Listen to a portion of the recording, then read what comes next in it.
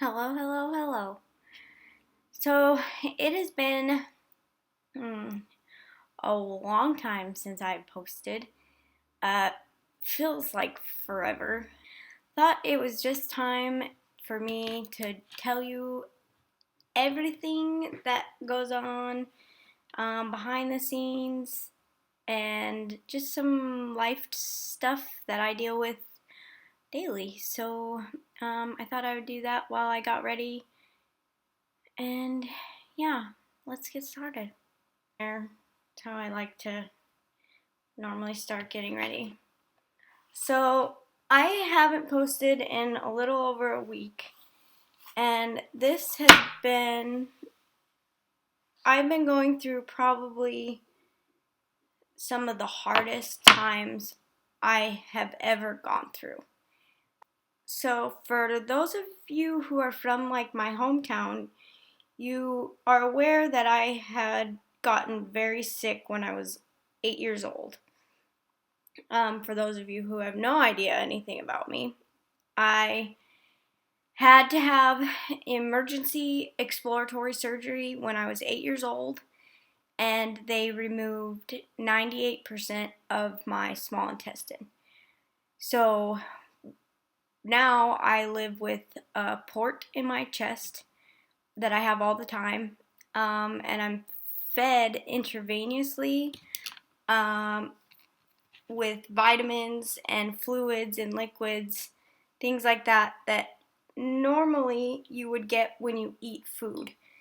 I buy I miss all of that because my stomach is basically just an empty pit.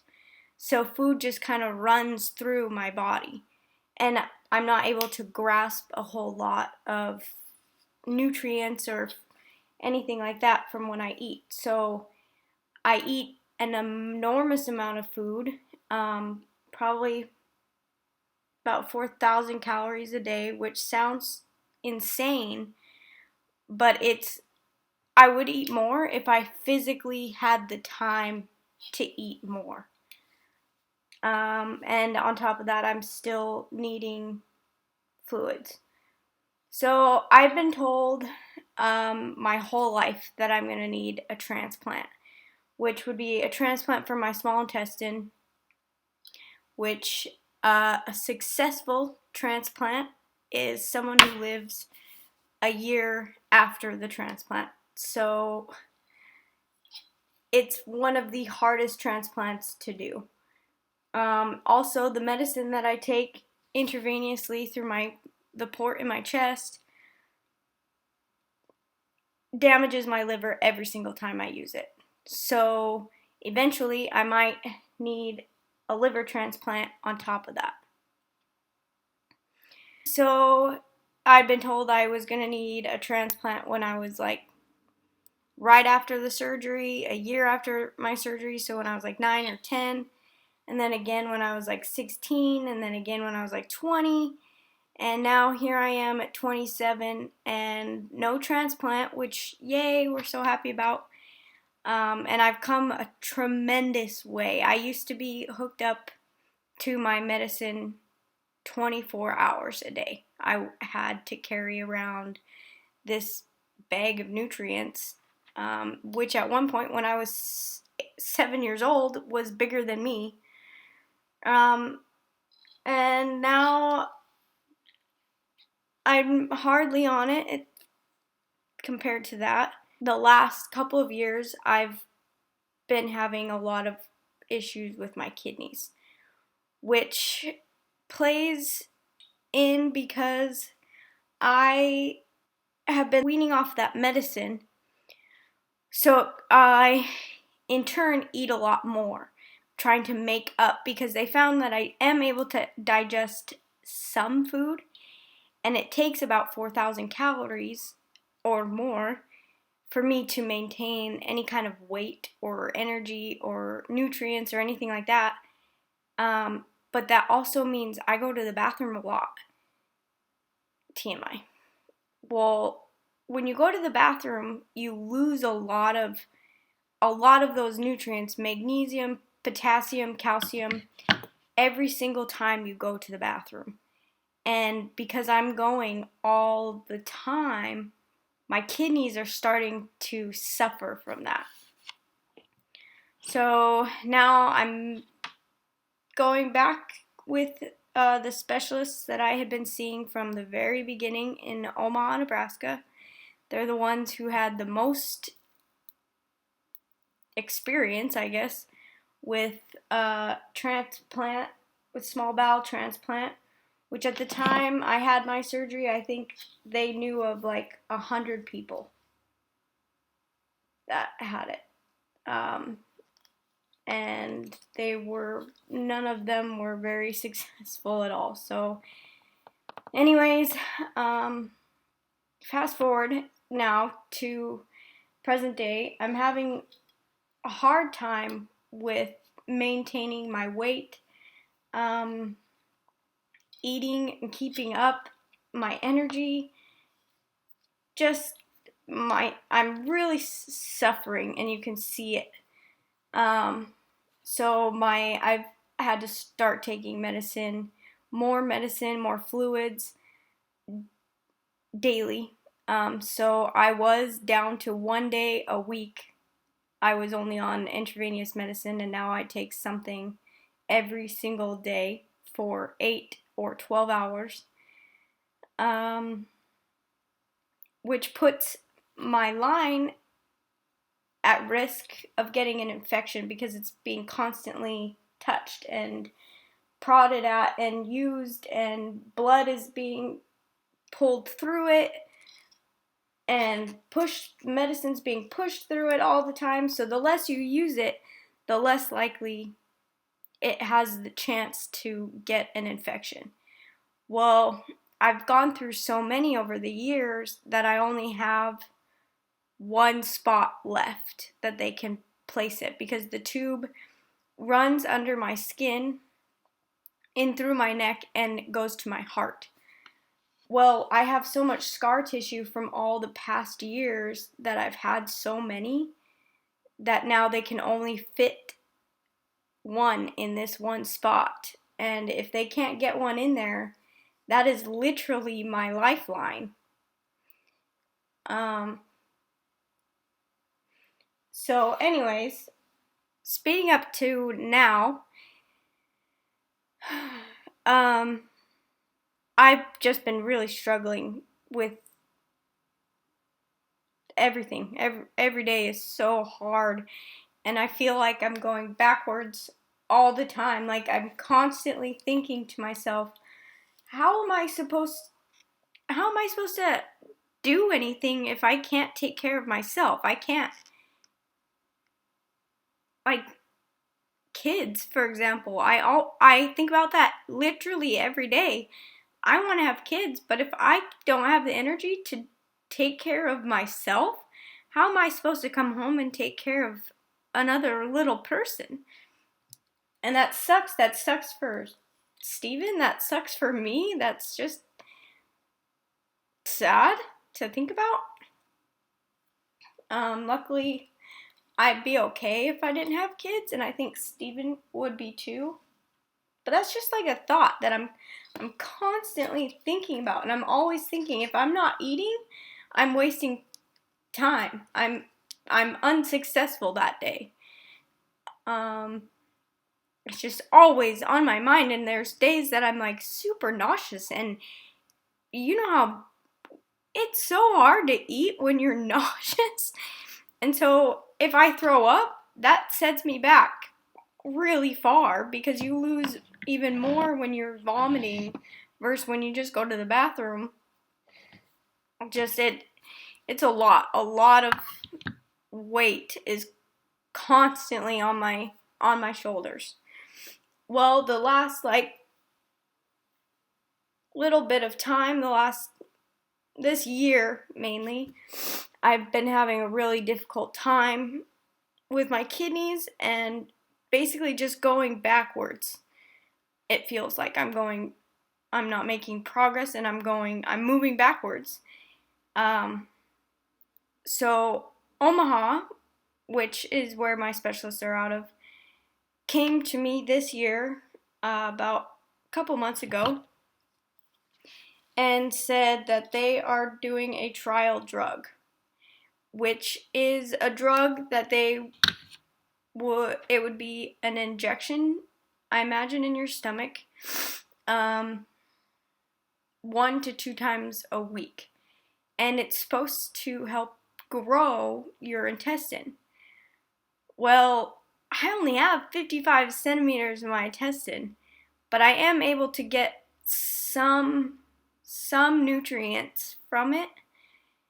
And so they're thinking that this drug will help, and if I can gain anything from it, I might be able to get off of my medicine altogether, which is the goal. Avoid TPN and get off. No one wants to have an injection every day, but I would take that over the hospitalizations, the line, everything that comes with the line. That the line is the port in my chest. The constant, just, it would be life-changing.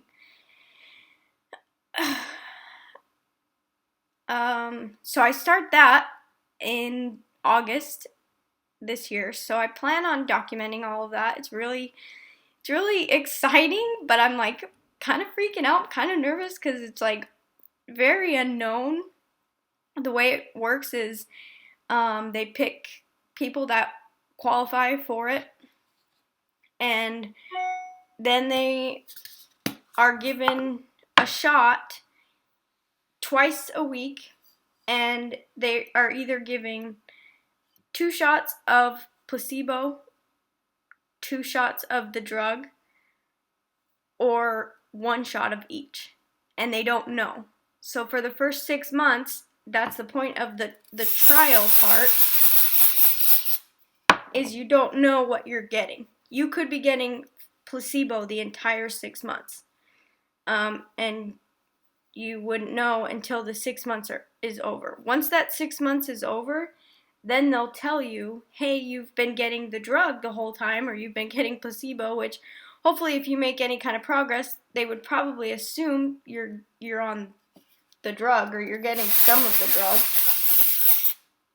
And after 6 months, you choose if you want to continue with it or not. Well, this is a very rigorous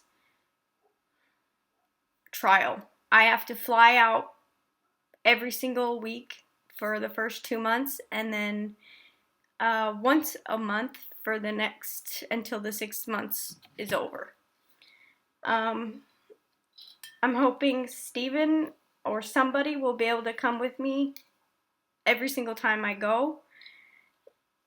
Luckily, Steven's job allows him to have that flexibility, that we're really hoping and thinking he'll be able to go most of the time.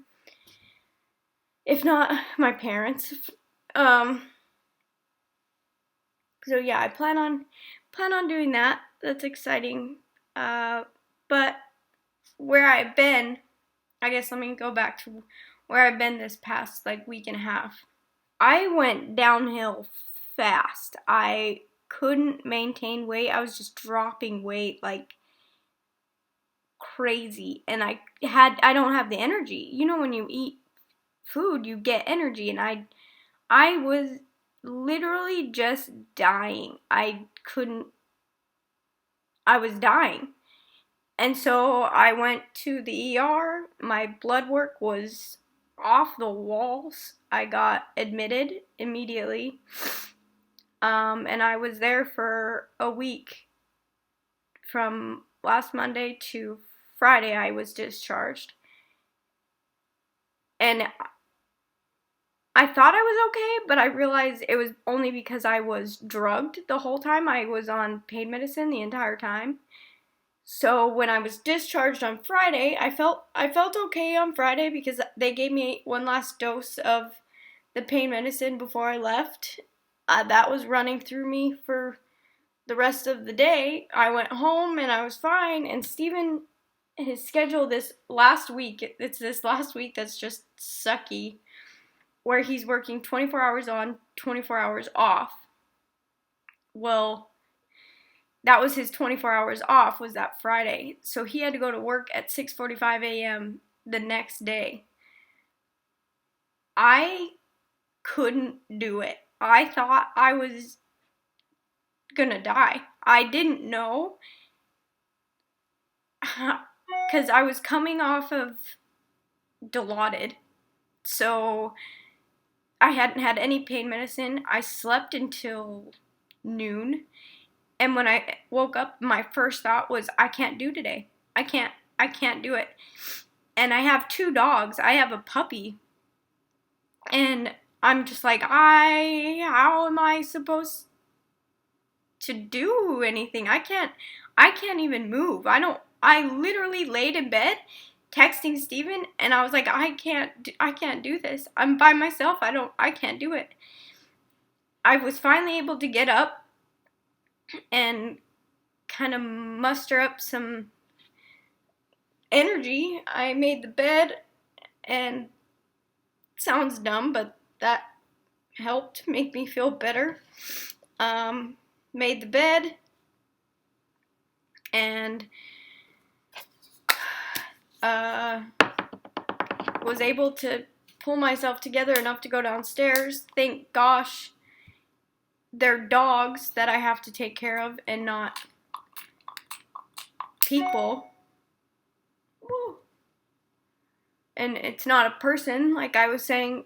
Like, what if I was a mom and this was my child? I don't know what I would have done. And I was able to go downstairs and put food outside for them, and I left them outside all day. I literally couldn't do anything. I couldn't do anything. I didn't have the energy. My stomach felt awful. And I took medicine that night. I went in my port. Well, that medicine blew me up. I get filled with fluid, and I retain water. I looked like I got beat up. My face, this is the most normal my face has looked since coming home. My hands, Steven made fun of me and said I looked like I had Mickey Mouse hands because they were so swollen. They like bulged out like this. My fingers were swollen. This is about as much of a fist I could make because my fingers were so swollen. My body was swollen. My arms looked kind of funny because I used my shoulders a lot, so the water didn't stay in my shoulders, but it started to capture in here, especially right here. My feet are still sore now. I can fit into my moccasin Uggs now. Barely. But I had to switch to just socks or like a different pair of slippers because my feet didn't fit in anything. And it was swollen all the way up my legs. It was a lot. I needed my mom, or I needed a nurse. It took everything out of me to make food, and then once I made food for myself, I had to eat it, and then I had to clean up, and it was so hard. Like, no joke, getting up and walking. Like, I sat on the floor and ate in front of the couch to get myself up off of the floor and to just sit on the couch was hard. I didn't have the strength to lift the amount of weight my body had suddenly gained. When I left, I think I was 15 pounds more heavy than when I went in, which, whoa. So that's where I've been the last week. I took another dose of my medicine last night, and I woke up feeling so much better. Today's the first day. I have a bunch of doctor's appointments to catch up on. I haven't put makeup on and I don't even know how long, so that's what I'm gonna do. And I just thought I would fill you guys in on where I had been, what I'd been doing, why I'm not around, why I hadn't been around. Oh, so with the puppy, on that first Saturday, when I was really coming off of pain medicine and it was really bad, I was out of breath all the time. I couldn't walk up and down the stairs. So I had been sleeping on the couch because Blanco is still being crate trained. We can't leave him alone in the house knowing he will not go to the bathroom in the house. So he's being crate trained, and we're leaving him in his crate downstairs, and our bedroom is upstairs. So and typically I get up to go to the bathroom all the time, so I get up at least twice in the night, and that's when I go downstairs and take him out to make sure he doesn't go in his kennel. Well, I couldn't walk up and down the stairs to be taking him. So all day Sunday, all I could think was, should I go board my dog? Should I go board him? And he's so young that I didn't want him to be boarded. But I didn't know what else to do. And I ended up not boarding him. I just made my bed on the couch, and that's where I stayed, and that's where I've been for the past 3 nights. I think I'll be able to come to bed tonight. I'm hoping. So I did not end up taking him anywhere, which I'm glad, because I was able to get through it and not have to. Like I said, today's the first day that I felt somewhat normal. So I'm really hoping that continues until we get on this trial, and the trial hopefully is my saving grace.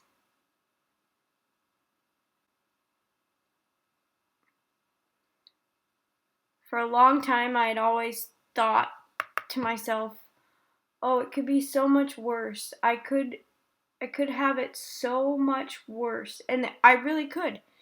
Being in the hospital is one of the most humbling experiences ever, because it truly could be so much worse. It always could be so much worse. But I've learned to think and just let myself be sad if I'm having a hard time. It's hard. What I'm going through is still hard. So I allow myself to feel that way. So yeah, I plan on filming the entire trial experience. I know typically in Omaha, my appointments are always on Tuesdays. So I expect my appointments will just be on Tuesday. This first week that I go out is for basically paperwork. So that's been my life that's been my life, but I think I caught you guys up on what's been going on the last week, month-ish. It's been hard. I've always kind of been really good at just living through it. Like, this is just, I was 8 years old when all this happened.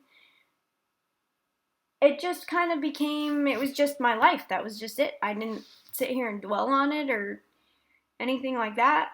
And now the older I get and the closer to a possible transplant I get, because I'm running out of veins if I don't figure out how to eat and live. I'm going to need a transplant. I'm going to die if I get a transplant. I don't want a transplant. I feel honestly kind of like I've been through enough. I don't want to get a transplant, which really makes a lot of people mad. They don't like talking to me about it. Steven in particular really gets upset when I tell him no. If it comes down to needing a transplant, I will say no. Which a transplant would guarantee me at least another year. And obviously, if I said no, my time would probably be much shorter than that. They say a transplant for your small intestine the recovery is one of the hardest recoveries to come back from with any transplant. So I'm just done. I'm done. I don't want to deal with it. Actually, when they asked me about the trial, I just automatically said no. I had no idea why I said no. I just did. Yeah, nope, not interested, thanks. And that was it. And I was just gonna leave it at that. And my nurse that called and told me about it was kind of like, oh, okay, why? Why? You kind of would need this if you want to live. It was just a weird, you just don't say no to that kind of opportunity.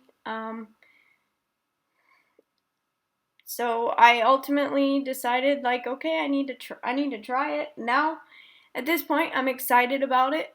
I'm excited to get it started. Actually, if anything, I was kind of getting anxious wanting to get it started. First appointment is August. Again, I'm not sure if that means I think August is just my, all right, we're doing this, sign the paperwork, sign here and here and here, sign your life away kind of thing.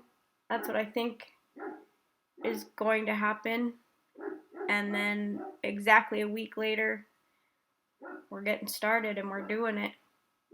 It's a lot to handle. It's something I don't tell anybody.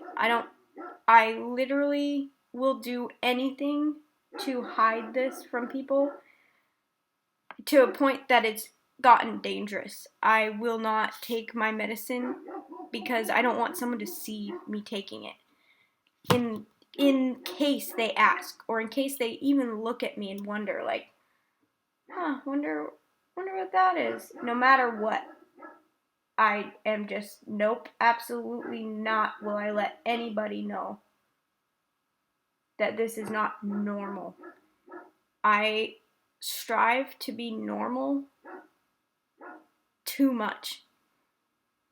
And it had gotten to an extreme that I just can't deal with. And I have found I've let myself tell a few people in real life, in my daily life here, and I feel so much more relieved. I feel so much better once I tell them, because then I don't feel like I'm constantly lying or like sneaking around or trying not to spill anything, or I don't know, just it's a huge relief.